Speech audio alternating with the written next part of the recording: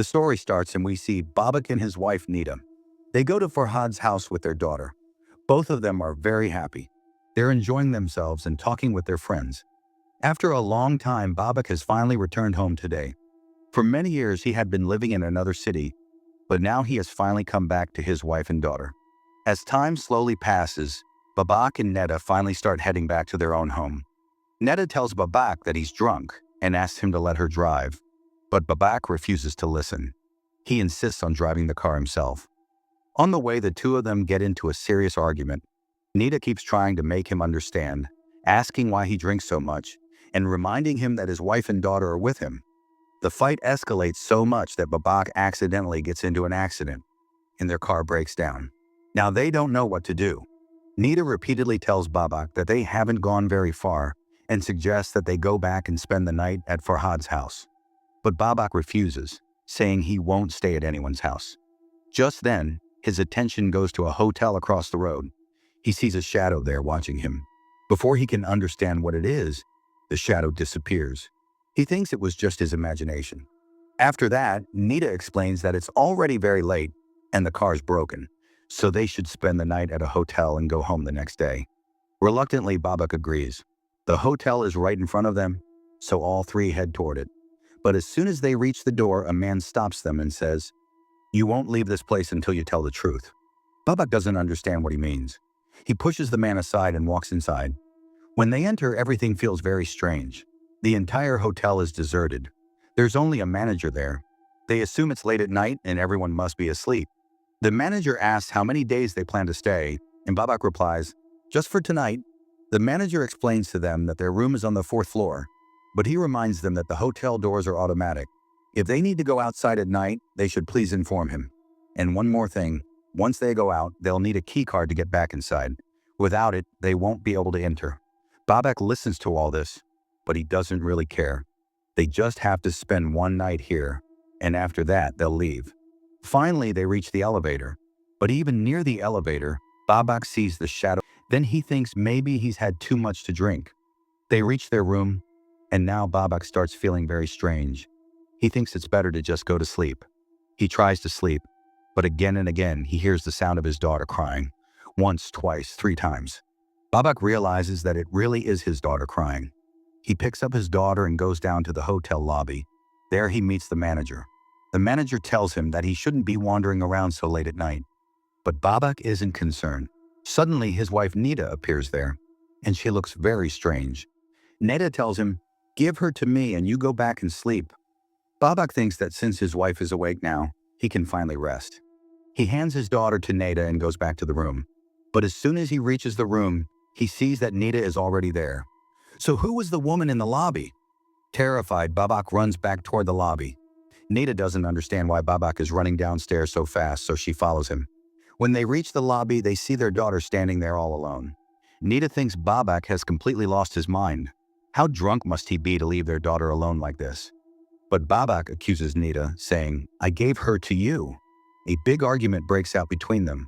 Neda gets angry with Babak, but Babak can't understand. If his wife was in the room, then who was the woman downstairs?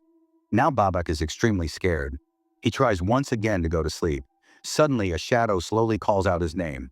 "Babak, Babak, Babak." Babak turns around and sees a girl standing there. The moment he sees her, Babak screams. Hearing his scream, Neda rushes into the room as well. Babak tells her everything, that there's definitely something wrong in this hotel, or in this room. Someone is here. And think about it. We've gone up and down so many times, but there's no one else in this entire hotel. Now even the manager has disappeared. There's no staff here, and no guests either. What kind of hotel is this? Babak tries to explain to Neda that there's a shadow here, some kind of presence. But Neda still doesn't believe him. A heated argument breaks out between the two. Just then, they start hearing noises from the upper floor, and the sounds slowly begin to grow louder. Babak gets very angry, wondering who's upstairs. He goes up to check, but there's no one there. Now he's scared. Who is making those noises? He comes back downstairs and finally calls the police. He tells them everything, that they're staying in a hotel and something is seriously wrong, and asks them to please come and rescue them. Neda can't understand why Babak is doing this. After some time, the police arrive and an officer questions Babak. Babak tells the officer everything, but the officer doesn't believe him. He explains that there's no such thing as a ghost bothering them. Just then, there's another knock at the door. Nita and Babak go outside, and when they open the door, they see that the officer has just arrived. So who knocked earlier? Now even Nita starts believing in Babak. They both run back inside. The officer has disappeared, both from inside and outside. In the distance, they see a shadow and hear someone laughing. Both of them are terrified. They can't stay in this hotel even for a second longer. They run downstairs and get into their car, but the car keys are still in the room. Babak leaves his wife and daughter outside and goes back upstairs to the room. Finally, he finds the keys and unlocks the car. He tells his wife to get inside, and she does. But as Babak comes out of the room, he hears a shadowy voice saying, "You won't survive. You didn't do right by me. I won't let you go." Baba is feeling dizzy. He's scared. He can't even take a single step. Suddenly, outside, Nita sees a child. The child keeps saying to her again and again, "Mommy, you didn't forget me, did you? I've come back. Please tell Dad about me." Hearing this, Nita gets extremely frightened. Now she can't stay outside alone. She runs toward the hotel and there she sees Babak. His condition is also very bad. Neither of them understands what they should do now. Laughter can be heard echoing throughout the entire hotel. Both of them are terrified. Left with no other option, Babak calls his friend Farad and asks him to come there and save them. Babak pleads, "Please come here quickly. All three of us are in danger." But Farad starts laughing on the phone and says, "You won't be able to get out of here. You're all going to die here. Don't try to run. Just accept your death." Hearing Farad's words, Babak gets furious. How can he talk like this when he's supposed to be his friend? Why isn't he coming to help? Babak screams, and Farad keeps laughing. Then Babak realizes that this isn't really Farad.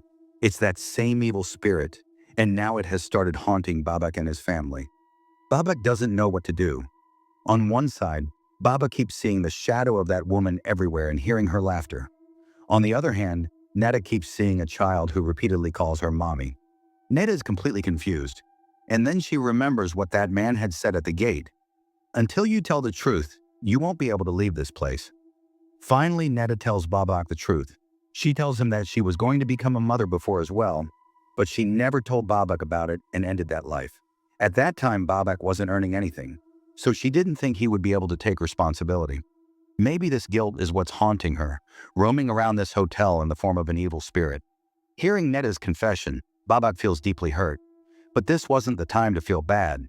They had to get out of this hotel somehow. Babak thinks that if morning comes, they might be able to ask people on the road for help. But it's already very late.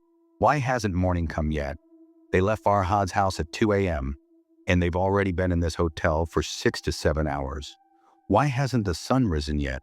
Even after waiting so long, morning never comes, and laughter can be heard echoing through the hotel.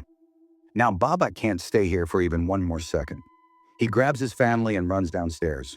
But as soon as he reaches the gate, he realizes his key card is missing, and without it, the gate won't open. What will he do now? He starts looking around, searching for another way out. On one side, Babak is trying to find an exit, and on the other side, Netta realizes that this hotel uses your inner guilt and the evil inside you to scare you. My guilt was a child, but why can Babak hear that girl's voice? Is Babak hiding something from her? She asks him what's going on, but Babak avoids the question. After trying for a long time, Babak's attention goes to the kitchen, and there he discovers an underground passage. Finally, he has found a way out. He explains to his wife, "I'm coming back, and I'll take you out too."